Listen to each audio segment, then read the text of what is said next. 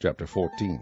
Now it came to pass upon a day that Jonathan the son of Saul said unto the young man that bare his armor, Come, and let us go over to the Philistines' garrison that is on the other side. But he told not his father. And Saul tarried in the uttermost part of Gibeah under a pomegranate tree which is in Migron.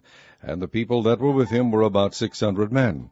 And Ahiah the son of Ahitub, Ichabod's brother, the son of Phinehas, the son of Eli, the Lord's priest in Shiloh, wearing an ephod. And the people knew not that Jonathan was gone. And between the passages by which Jonathan sought to go over unto the Philistines' garrison, there was a sharp rock on the one side, and a sharp rock on the other side. And the name of the one was Bozez, and the name of the other Seneh. The forefront of the one was situate northward over against Michmash, and the other southward over against Gibeah. And Jonathan said to the young man that bare his armor, Come and let us go over unto the garrison of these uncircumcised. It may be that the Lord will work for us, for there is no restraint to the Lord to save by many or by few. And his armour-bearer said unto him, Do all that is in thine heart. Turn thee, behold, I am with thee according to thy heart. Then said Jonathan, Behold, we will pass over unto these men, and we will discover ourselves unto them. If they say thus unto us, Tarry until we come to you, then we will stand still in our place, and will not go up unto them. But if they say thus, Come up unto us, then we will go up, for the Lord hath delivered them into our hand, and this shall be a sign unto us.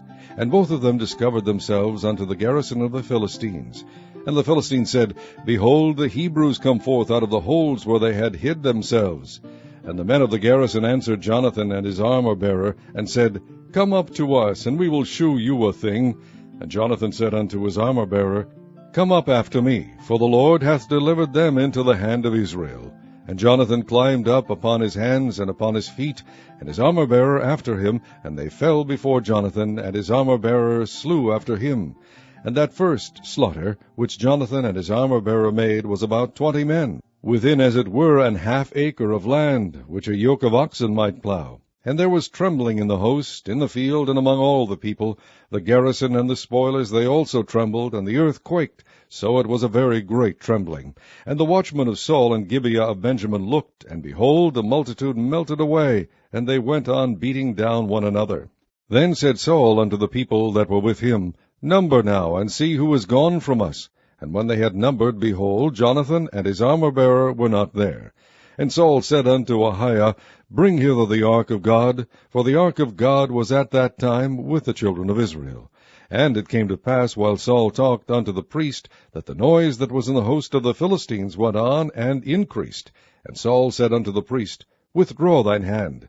And Saul and all the people that were with him assembled themselves, and they came to the battle. And behold, every man's sword was against his fellow, and there was a very great discomfiture. Moreover, the Hebrews that were with the Philistines before that time, which went up with them into the camp from the country round about, even they also turned to be with the Israelites that were with Saul and Jonathan. Likewise all the men of Israel which had hid themselves in Mount Ephraim, when they heard that the Philistines fled, even they also followed hard after them in the battle. So the Lord saved Israel that day, and the battle passed over unto Beth-aven.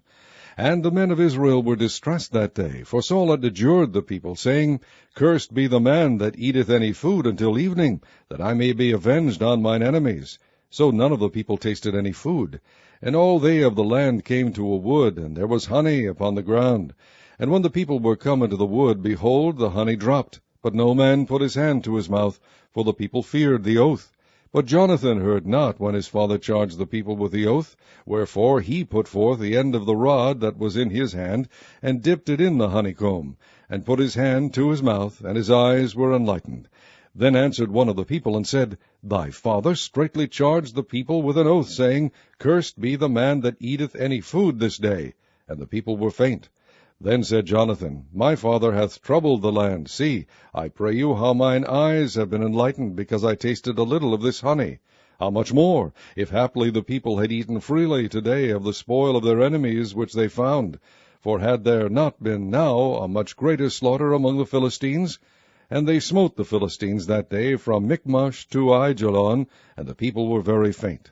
And the people flew upon the spoil, and took sheep and oxen and calves, and slew them on the ground, and the people did eat them with the blood. Then they told Saul, saying, Behold, the people sin against the Lord, in that they eat with the blood. And he said, Ye have transgressed. Roll a great stone unto me this day.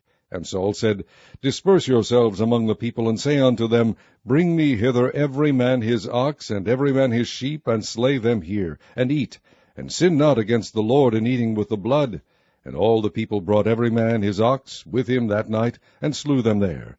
And Saul built an altar unto the Lord.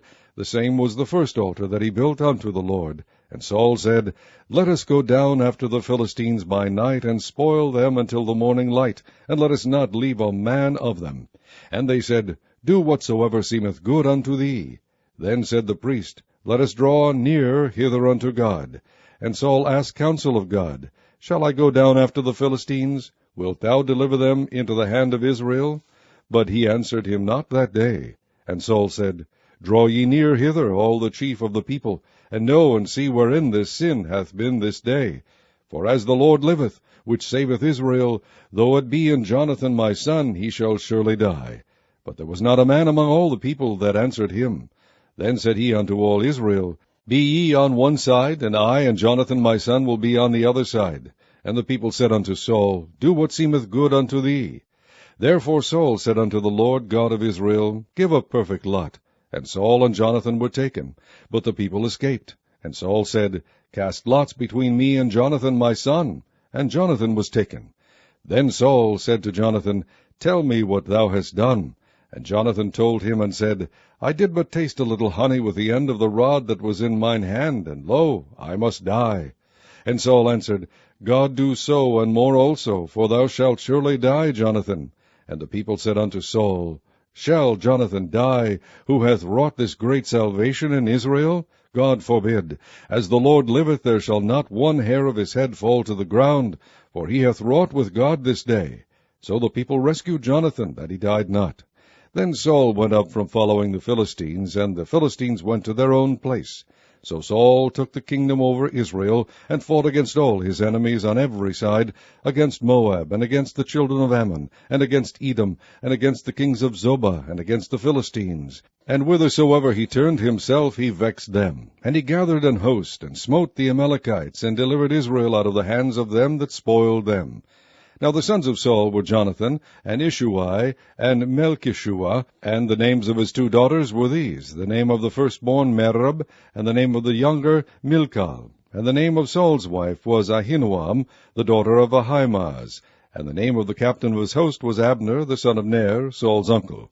And Kish was the father of Saul, and Ner, the father of Abner, was a son of Abiel. And there was sore war against the Philistines all the days of Saul. And when Saul saw any strong man, or any valiant man, he took him unto him.